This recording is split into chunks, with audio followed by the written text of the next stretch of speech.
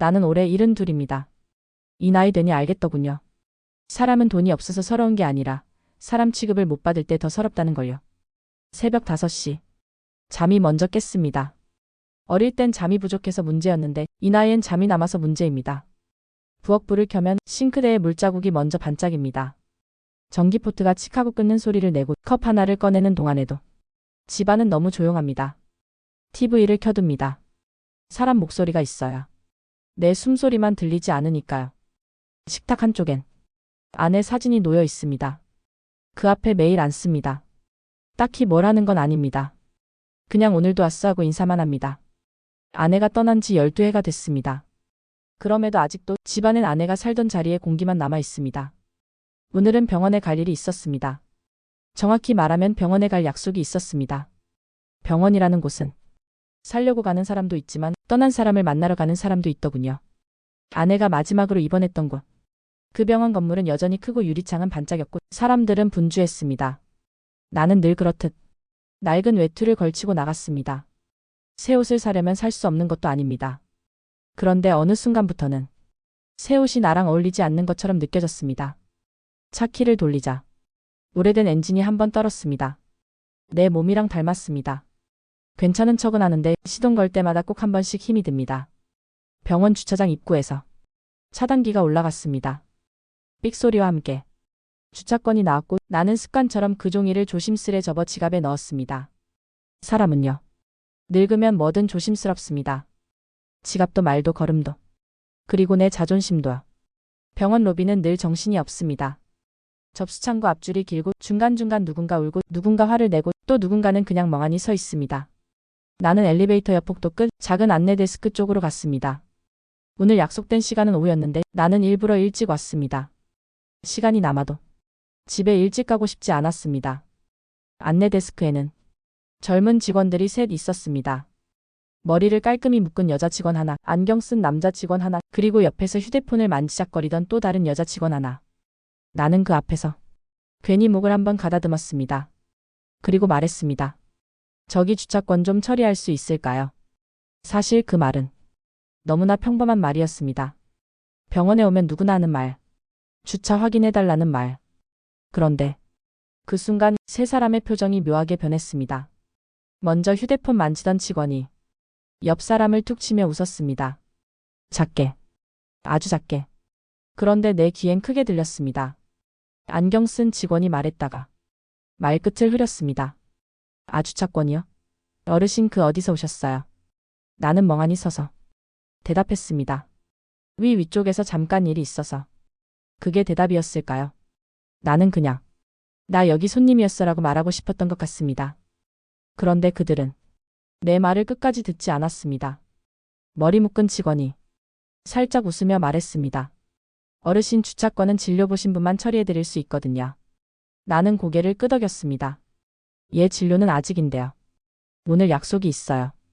그러자 휴대폰 보던 직원이 입가를 가리며 웃더니 작은 목소리로 말했습니다. 요즘 이런 분들 진짜 많다니까. 그 말이 내 심장을 콕 찔렀습니다.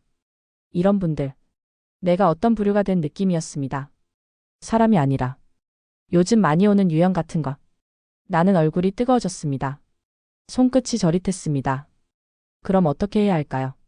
내 목소리는 내가 생각한 것보다 훨씬 작았습니다. 안경 쓴 직원이 상냥한 척하지만 지친 목소리로 말했습니다. 어르신 그냥 주차요금 내시면 됩니다. 그 말이 끝나자마자 휴대폰 보던 직원이 또 웃었습니다. 주차비 아끼려고 그러시는 거죠? 에이, 다들 힘든데. 그 순간 내 앞이 잠깐 하얘졌습니다.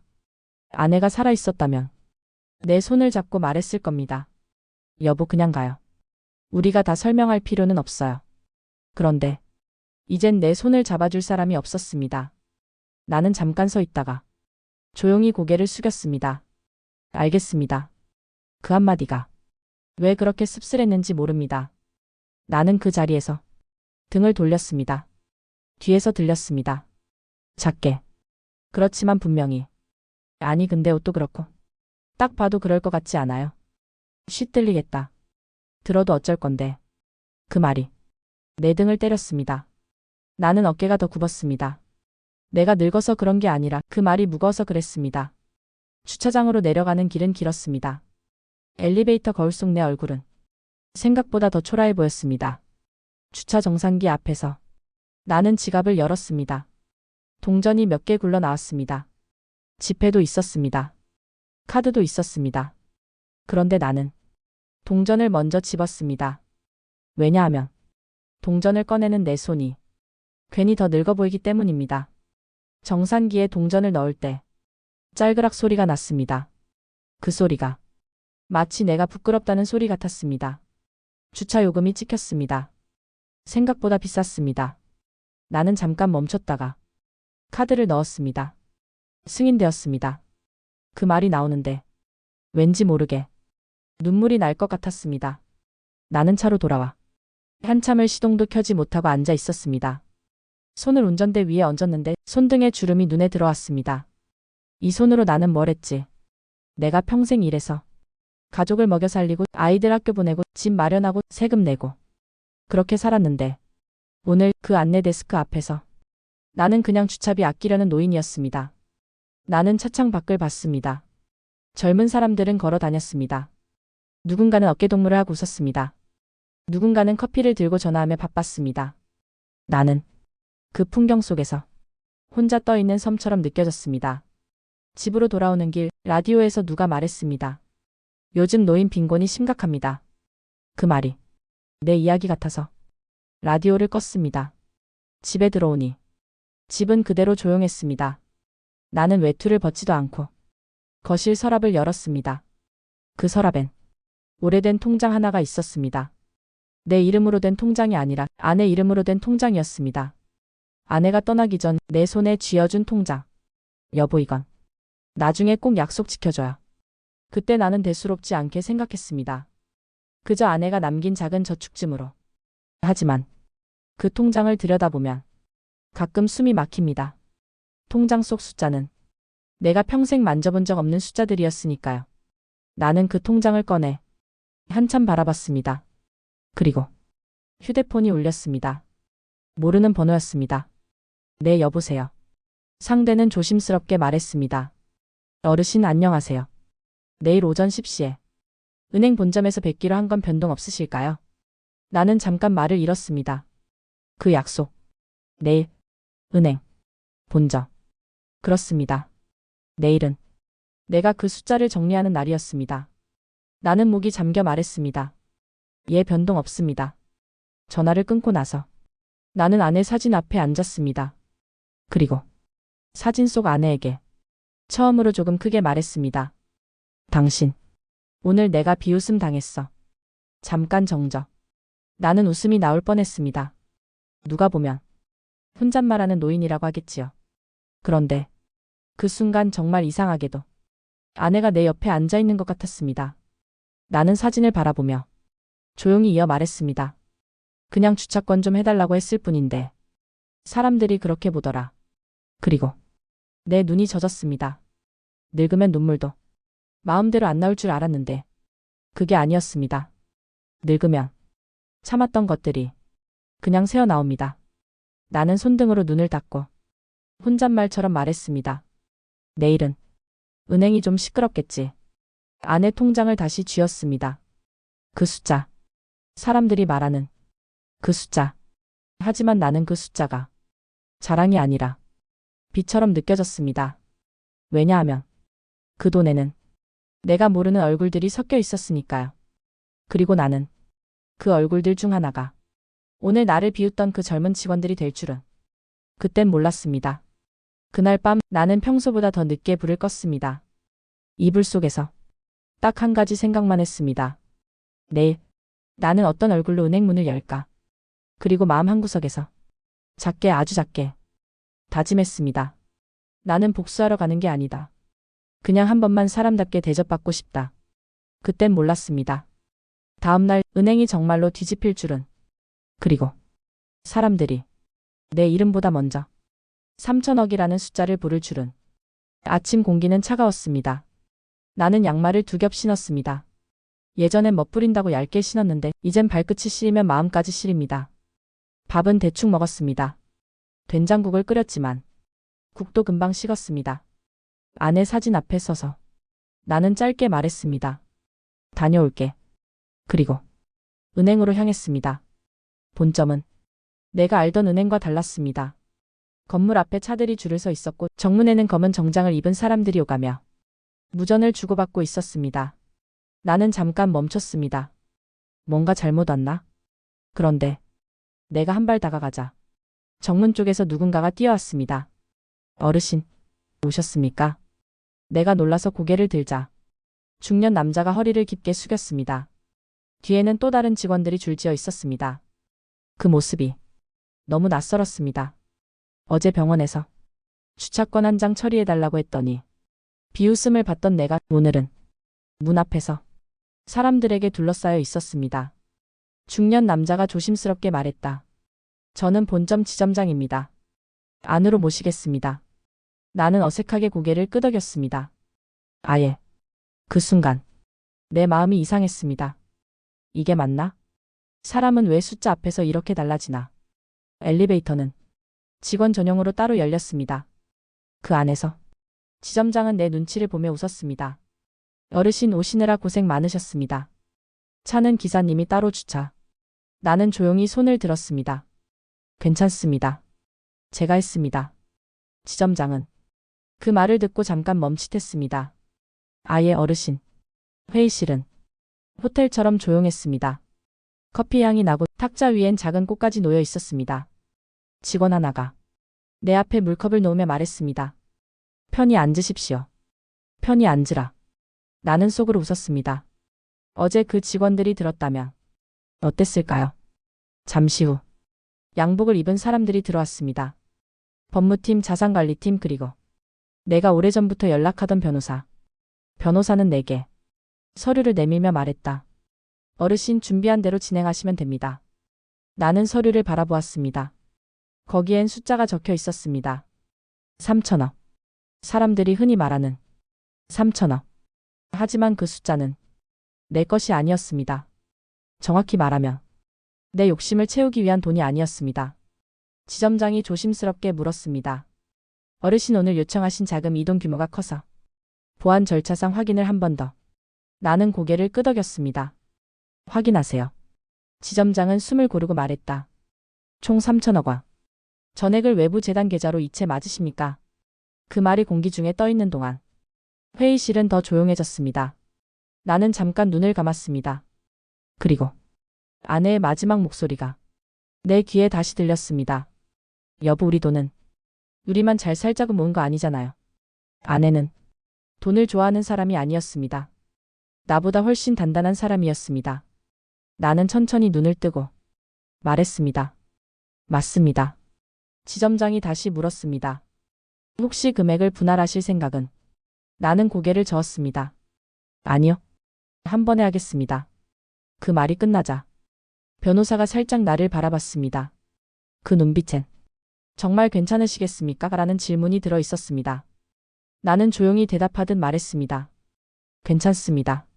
그 순간 지점장이 갑자기 웃으며 이상한 말을 꺼냈습니다. 어르신 필요한 거 있으시면 저희가 뭐든 도와드리겠습니다. 식사도 준비해드리고 주차권도. 주차권. 그 단어가 나오자 나는 가슴이 묘하게 찌릿했습니다. 나는 천천히 지점장을 바라보았습니다. 주차권. 어제는 못 받았습니다. 지점장 얼굴이 굳었습니다. 어제요? 나는 커피잔을 내려놓고 말했습니다. 어제 병원에서요. 주차권 좀. 그랬더니 비웃더군요. 그 말이 떨어지자 회의실 공기가 뚝 끊겼습니다. 지점장이 황급히 고개를 숙였습니다. 어르신 죄송합니다. 어느 병원이? 나는 손을 내저었습니다. 병원이 문제가 아닙니다. 그리고 나는 아주 천천히 말을 이었습니다. 사람이 문제지요. 그 말에 누군가 숨을 삼키는 소리가 들렸습니다. 지점장은 조심스럽게 물었습니다. 어르신 혹시 그 일 때문에 불편하셨다면 저희가 조치를. 나는 고개를 저었습니다. 조치까지는 바라지 않습니다. 그냥 내가 오늘 여기서 서명을 하는 이유를 한 번은 말하고 싶었습니다. 나는 서류를 손끝으로 눌렀습니다. 이 돈은 내가 갑자기 생긴 부자가 되어서 자랑하려고 쓰는 돈이 아닙니다.